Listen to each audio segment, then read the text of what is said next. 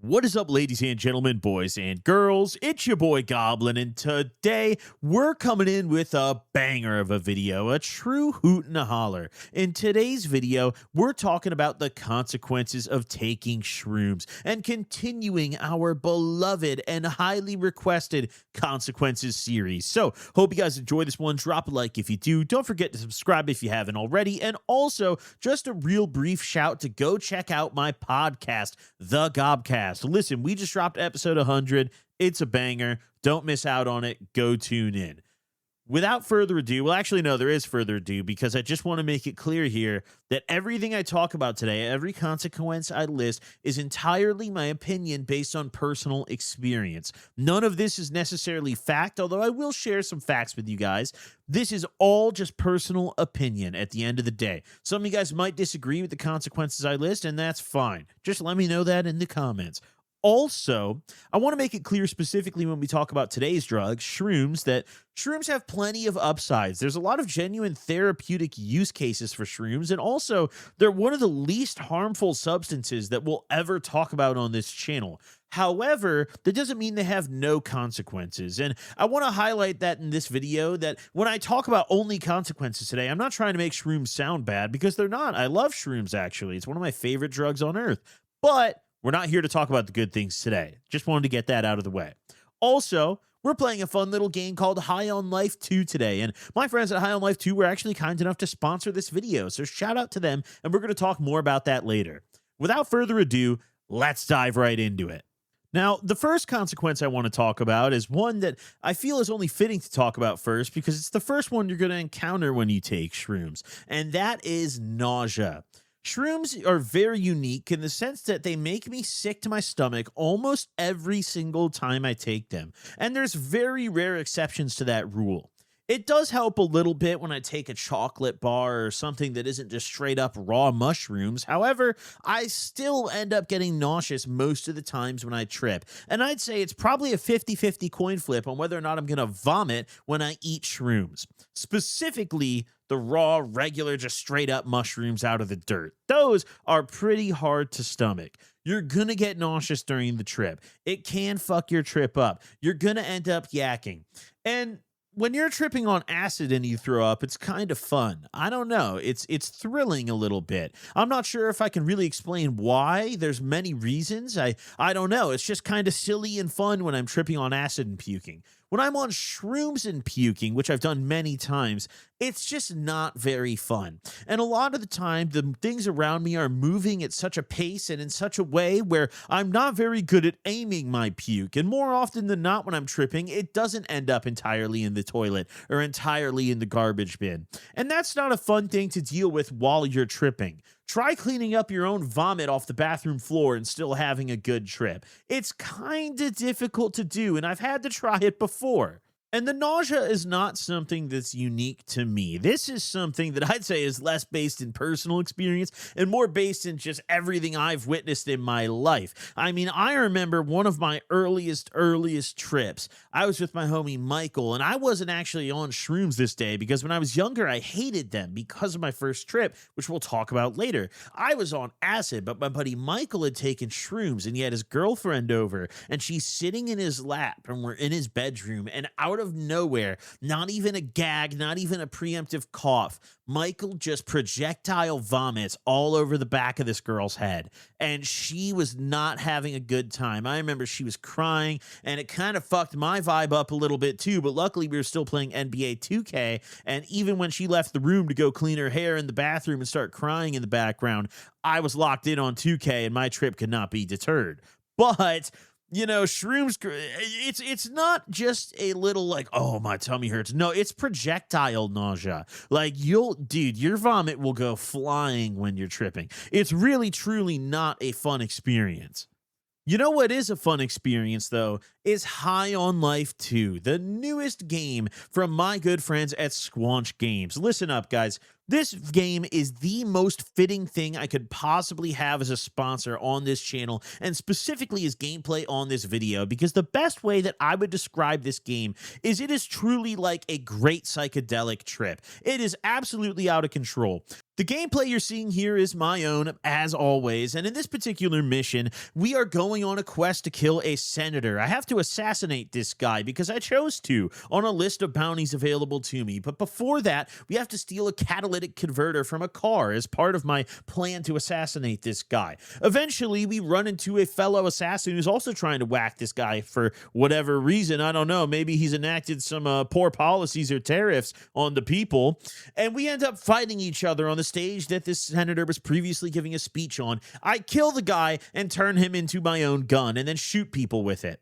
This game is honestly very hard to describe. I really just recommend you play it. And specifically, anyone who enjoys psychedelics, this is the game for you. The entire game just feels like I'm tripping balls. It's honestly just, there's no better way to describe it. It is a load of fun. I have greatly enjoyed the gunfights in the game. They're surprisingly good. And if I had to pick 3 words that I would use to describe High on Life 2, I would say spontaneous, psychedelic, and polished. I haven't encountered a single bug yet. It's an absolute banger, and the game is available now on PlayStation, Xbox, and Steam. So what are you waiting for, ladies and gentlemen? Go get your hands on High on Life 2 today. Big thanks to my friends at Squanch Games for supporting the channel and sponsoring the video today. And without further ado, let's get back on topic here. Now, the next consequence that I want to talk about with shrooms, and this one is really uniquely just my experience. Not everyone might agree with this, but I personally find shrooms to be much more overwhelming of a psychedelic than, let's say, acid, for example. When I was younger, the first few psychedelics presented to me were really just shrooms and acid, and I feel like that's still the case, and hopefully will always be the case, because, I mean, hey, dude, they're both great. You didn't hear it from me. But when I first took shrooms, I took way too many. I took 3.5 grams. I took an eighth of shrooms. I ate it all at once, just didn't hesitate. No parachute or nothing like that. And I had a very overwhelming and negative experience my first shroom trip. So much so that I was deterred from doing shrooms again for a long time. Now, I recognize that that's my own fault. I don't blame that on shrooms. I wouldn't call that a consequence of shrooms. If I took too much acid, I would have a bad time too.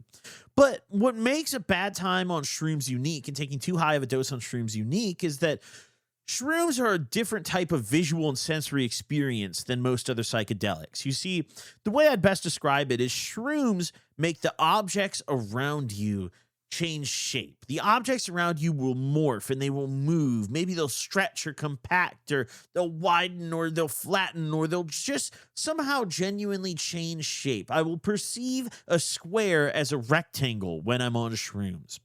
When I'm tripping on acid, for example, it's not like that. It's more of a color perception change, and there's patterns over objects that are more or less the same shape, maybe slightly distorted, but that's not really what acid does to you. And I think that I have a much harder time personally staying grounded on shrooms because of that, because my strategy whenever I'm having an overwhelming experience on psychedelics is I try to focus in on something in the room, something small that I can ground myself with. Like maybe I'll look over at, I don't know, a chair or something like that. Or I'll look over at like a certain door to a cabinet in a kitchen, and I'll just lock in on that, and I'll be like, hey, everything around me is really overwhelming, but like I know this is here, and like I see it right now, and it's not moving, it's not going anywhere. It's really there. I can go and I can touch it. And that helps me a lot when I'm overwhelmed. On shrooms, I can't do that because the chair is wiggly and wobbly and looks like it's made of jello, and it's overwhelming me.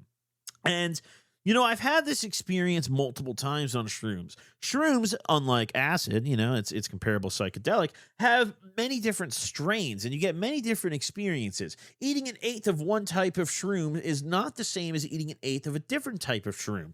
Typically, I will eat like 1.5 grams to 2 grams of penis envies. That's like on the low end. And that is, you know, my enjoyable dose. I don't like going higher than that. You know, that's my recreational dose. But sometimes I've eaten shrooms before where I eat what I think is the equivalent dose, and it's not. And it gets fucked really quick and I get very overwhelmed and I have a hard time grounding myself because everything around me is just morphing and moving all over the place.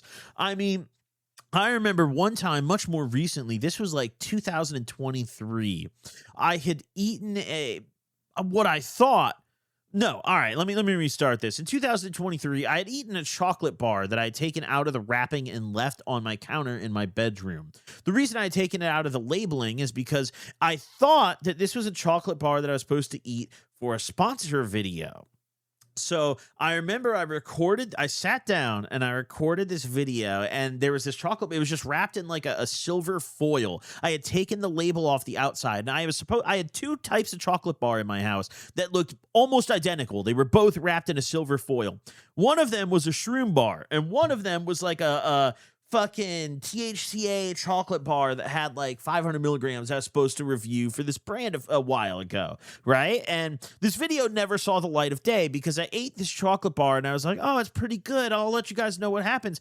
And I realized very quickly after eating it, I remember going and laying down, and a little time goes by and I come to tripping dick. I had accidentally eaten the entirety of a mushroom chocolate bar, and I was under the impression that I had just eaten a fat edible. And I had one of the worst psychedelic experiences of my life in the beginning. I was on the ground in my bathroom, vomiting all over the place, overwhelmed. I remember I couldn't even get off the ground. I would stand up and get so overwhelmed, and I'm like, nope, I'm going down again. I'd lay down, and I would just put my face. I wouldn't close my eyes, but I would like put my face so close to the ground or the carpet, depending on whether I was in the hallway or whether I was on the floor in the bathroom. I would kind of switch between the two, and I would just stare at the smallest little particle of carpet or the smallest little piece of my fake wooden floor in the bathroom and just try to focus on that because everything else around me just wouldn't stop moving. And it was so scary and so overwhelming. And I did not have a good fucking time. I've definitely taken more acid than I've intended to many times before and been in scenarios where I'm like, oh shit, I'm tripping way harder than I thought. But very rarely did that actually turn into a bad time for me in the way that shrooms will do that for me if I accidentally take too many. So I do think that, I guess the way I describe it is I think the ice is thinner on shrooms. You have some pretty thick ice to jump around on when you might try other psychedelics and maybe have a little more wiggle room, but shrooms are a delicate child. They're a delicate beast. You have to treat them with respect and you have to treat them with care. If you're a brute and you eat too many shrooms, you're really not going to have a good time. Now, another consequence I want to talk about, and honestly, I don't know if this is as much of a consequence of shrooms. It's more so a warning, a general risk of shrooms nowadays, is that I feel it's becoming a little more difficult to find just regular old all-natural mushrooms. And, if you have a plug who grows them, hey, consider yourself lucky because a lot of people don't. And that puts a lot of people in a position where they're getting these mushroom chocolate bars or these mushroom gummies or these candies even. I've seen many different form factors for shrooms now. And the problem with those is you don't really know what you're getting.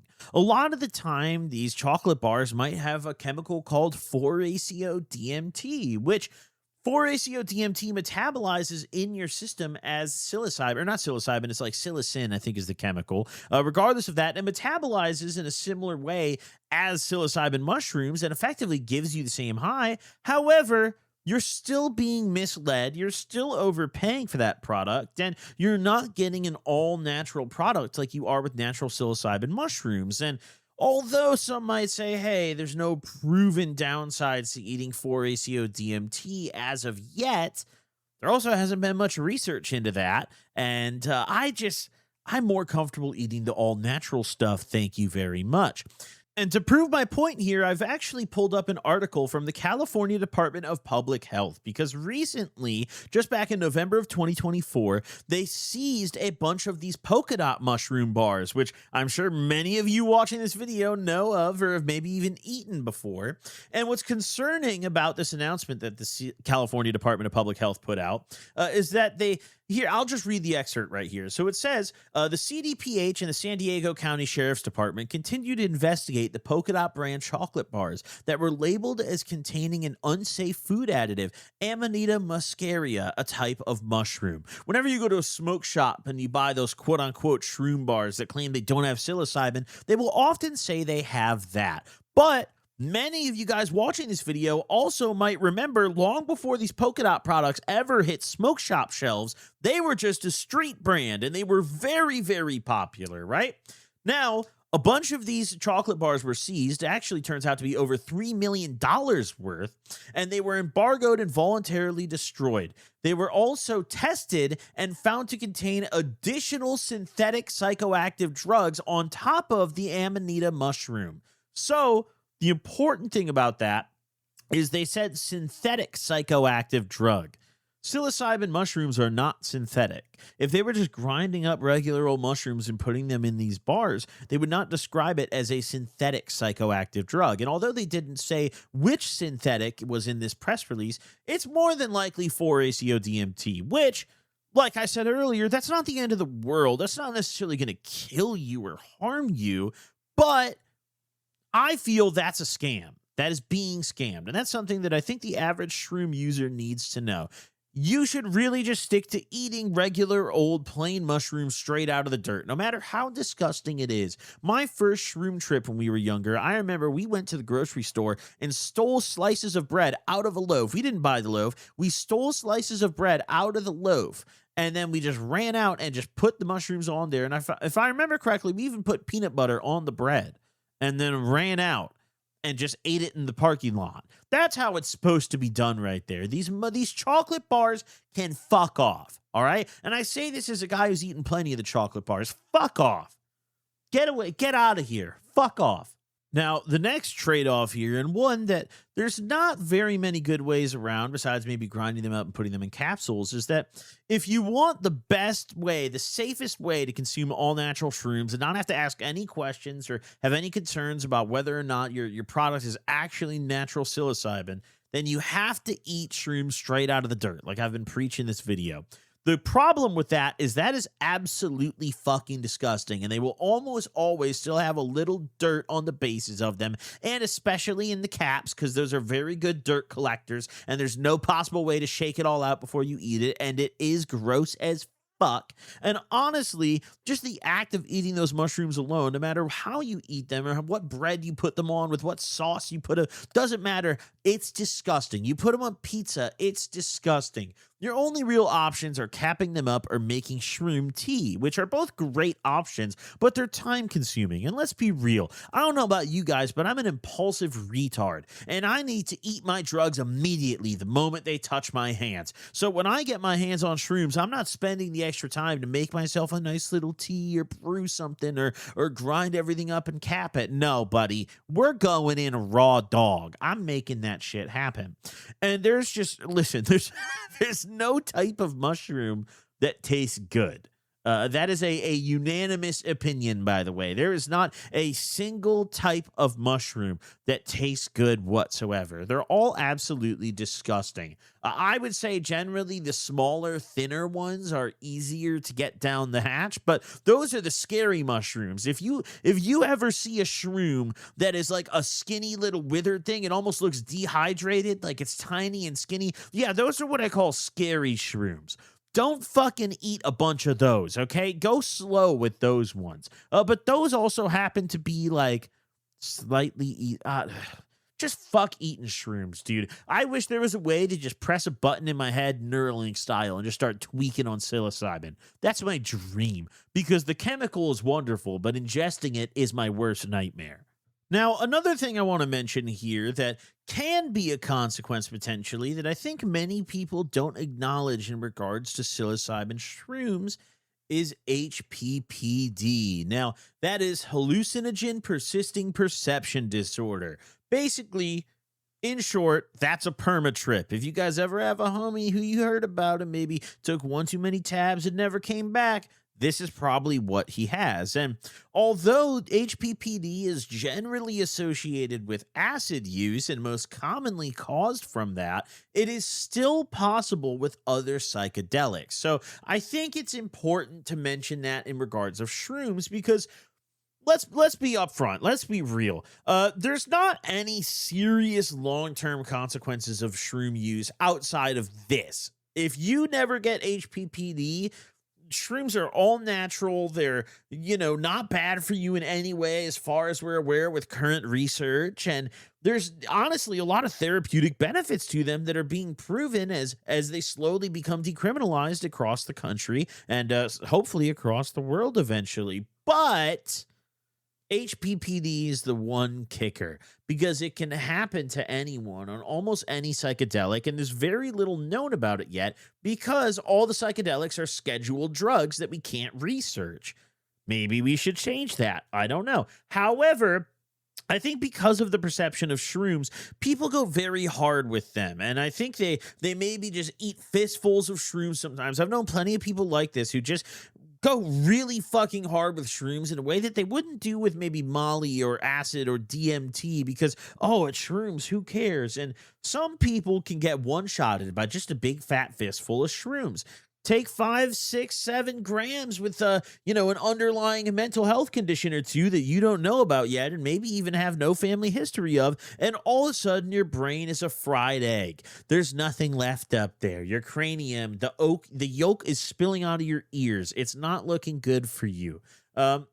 Although this isn't a common thing that happens to psilocybin mushroom users, and honestly, it isn't even a very common thing that happens to acid users unless they're extremely regular with it, I think it's still important to mention because it's so commonly just associated with taking tabs of acid. And also, if I'm being honest here, the only reason this is even a consequence on this list is because there's very little consequences to doing shrooms in general. However, I wanted to make a consequence video about every drug I'd done. I felt it was only fair. And shrooms still have some consequences, just not as many as most of the other things we're going to talk about in this series. And you know what I just remembered too? My old blow plug, who I haven't seen in years because he's locked up as he should be, went to jail because he took shrooms and freaked out, had a bad time, and started thinking that his kids weren't his and got a little violent with the kids and with his baby mama. I'm not going to go into too much detail there, but the reason I'm sharing that is just to highlight that although it's not common and typically there's underlying issues, shrooms can still bring those things out. And if you're not ready for a trip, like my blow plug clearly wasn't, you might have a bad time. Hey, if you have some paternity issues in your life, maybe save the shrooms for after the DNA test arrives. Don't take the shrooms before you go on Maury. I don't know. But either way, that's all I have for today's video, talking about the consequences of taking shrooms. Honestly, guys, psilocybin shrooms are probably one of the least harmful substances we are ever going to talk about on this channel. And although I'm not going to sit here and directly say, oh, you should go out and do them, I think if you had to pick one drug under the sun to dabble in, a small dose of mushrooms can't hurt. I mean, hey now, if you had to pick, it's not harmful. And I've actually gotten a lot of long-term benefit out of my mushroom use. Microdosing is a beautiful thing, but that's a topic for a whole nother video. So hope you guys enjoyed this one. Drop a like if you do. Don't forget to subscribe if you haven't already. And once again, just a parting thank you to my friends at Squanch Games for supporting the channel and sponsoring us with High on Life 2. Listen, go get your hands on the game now. It's genuinely a great game and also very exciting sponsor. I think it's just a perfect fit for the channel. So I love it. Hope to work with them again. Thank you guys for tuning in. See you all in the next one. Doses.